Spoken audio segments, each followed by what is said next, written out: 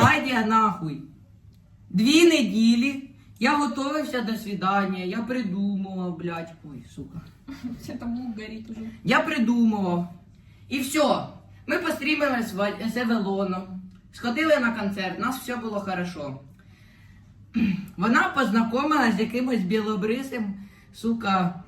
Что ты несешь? Ну нельзя так людей называть. Ладно. Саш, говорит, белобрысый хуесос, это вообще адекват? Или как ты сказал? Хорошо, А з что ты Глебом. меня, что ты З якимось меня, Глебом. блядь, мы с тобой не встречаемся, ты мне звонишь по ночам, и чтобы я отчитывалась, включи камеру, покажи, что ты точно с Глебом, кланяйся Ты! перед Зеленским, это что? І ти, у нас мало бути друге свідання, і ти кажеш, що ти перший стрім будеш проводити з якимось Глебом нахуй. Вместо нашого свідання в один день